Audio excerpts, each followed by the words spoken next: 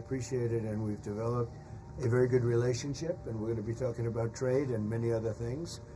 And we have a whole group of people, some traders and some other people. I see my top economy people. And I would say that was a mistake, because I think you wouldn't have a war right now if you had Russia in. And you wouldn't have a war right now if Trump were president 4 years ago. It started with a whisper, a few policy murmurs here, a cold glance in a trade meeting there. But by the time the financial markets caught up, the damage was irreversible. Canada had made its move. In a stunning pivot that rattled Wall Street, the White House, and global trade corridors alike, Canada wiped out $2 trillion in U.S. economic influence in what insiders now call the Maple Break. The catalyst? Donald Trump's aggressive, short-sighted tariffs, which backfired in a way few could have predicted, pushing America's most loyal trading partner straight into the arms of Europe. To understand how we got here, you have to rewind to Trump's return to political relevance. Riding a wave of economic nationalism, he resurrected the trade war rhetoric of his first term. Tariffs, he insisted, were the key to restoring American manufacturing dominance. His speeches were laced with bravado, threats, and a carefully choreographed vilification of global trade partners, including, shockingly, Canada. I look forward to that. The G7 used to be the G8. Barack Obama and a person named Trudeau didn't want to have Russia in. But we have a very talented group of people, and you do too, and I know they've worked together very well. It didn't work out that way, but it used to be the G8, and now it's, I guess, what's that, 8 years ago, it switched over. They threw Russia out. For decades, the U.S. and Canada had enjoyed one of the closest economic alliances on Earth. NAFTA, and later USMCA, had tethered their economies together like Siamese twins. But Trump, ever obsessed with deficit numbers and winning, saw Canada as just another enemy on a ledger. His administration slapped tariffs on Canadian steel and aluminum, threatened the auto industry, and frequently insulted Prime Minister Justin Trudeau with a mix of condescension and outright hostility. At first, Canada played it cool. Trudeau gave polished responses, stressing diplomacy. Canadian officials quietly lobbied for exemptions and tried to soothe tensions. But behind the scenes, something seismic was building. Canada, burned once, wasn't about to get burned again. They began quietly exploring new trade routes, new alliances, and slowly started decoupling from U.S. economic dependency. The moment things truly shifted came when Trump, emboldened by primary victories and looking to outdo his former administration, proposed sweeping new tariffs not just on China or Mexico, but across the board, including a jaw-dropping universal 10% tariff on all imports. Markets panicked. Allies were stunned. And Canada? Canada walked. What followed was nothing short of historic.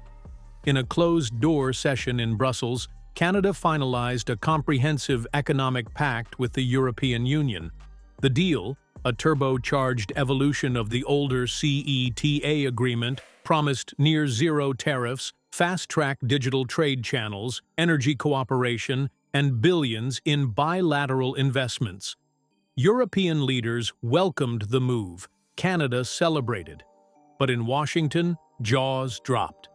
This wasn't just a policy shift, it was a tectonic realignment. Within weeks, major Canadian corporations that had long exported to the U.S. began rerouting goods to Europe. Energy contracts were restructured. Auto parts, tech components, and agricultural goods found new homes. And the U.S.? It felt the blow immediately. Billions in cross-border trade began evaporating. Supply chains snarled, prices rose, and investment portfolios that once counted on stable U.S.-Canada relations nosedived. The economic fallout was swift and brutal. The Dow dropped nearly 900 points the day the news broke. S&P futures were shredded. Analysts scrambled to recalculate GDP growth expectations. By the end of the quarter, estimates showed a staggering $2 trillion hit to U.S. economic potential over the next decade, a direct result of lost trade, weakened investor confidence, and long-term strategic positioning that now left the U.S. isolated. And Trump? He did what Trump always does. He doubled down. On social media, he lashed out at Trudeau, calling him a globalist puppet, accused Canada of betrayal, and bizarrely suggested the U.S. was better off alone. He framed the crisis as proof that America didn't need freeloaders, but the markets didn't buy it. Nor did American farmers, who saw their Canadian buyers vanish overnight. Nor did tech firms, who lost critical supply partners in Toronto and Montreal. Nor did working families, who watched inflation creep up as goods from Europe now had to replace what once came cheaply from just across the border. Behind the bluster, there was panic. Treasury officials were reportedly stunned by how fast the damage unfolded. Economic advisors warned Trump that alienating allies was now actively shrinking the U.S. economy. And yet, politically, Trump framed it as a necessary war.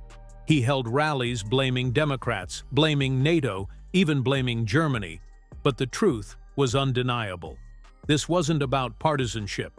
This was about a leader so blinded by ego and slogans that he pushed away a neighbor who shared his border, his language, his democratic values, and his history. Meanwhile, Canada soared. The new EU pact unlocked massive opportunities. European banks poured capital into Canadian fintech. German automakers announced expansions into Ontario. Renewable energy deals with Spain and France bolstered Canada's green economy. Trudeau, once mocked for his diplomatic restraint, was hailed as a visionary. While Trump fought imaginary trade enemies, Canada had quietly built a new empire of influence, one that no longer relied on Washington. Perhaps the cruelest irony was this. Trump's tariffs, meant to punish and isolate China, ended up isolating the United States instead. And Canada, long seen as the polite younger sibling in the North American dynamic, emerged as a geopolitical adult, confident, respected, and free of U.S. dependency. The ripple effects are still being felt. Several U.S. states heavily reliant on Canadian trade, Michigan, New York, Minnesota, have sounded economic alarms. Governors are pleading with Washington to repair the damage. But with Trump escalating his rhetoric and advisors scrambling to spin disaster into talking points, little has changed. If anything, the divide is growing. And as Trump gears up for another campaign, he's made the tariffs central to his platform again. "We don't need them," he bellows at rallies. But every economist watching the numbers knows the truth. The $2 trillion wasn't just a loss. It was a warning. A signal flare from a once loyal ally that finally had enough. In the end, Canada didn't have to shout.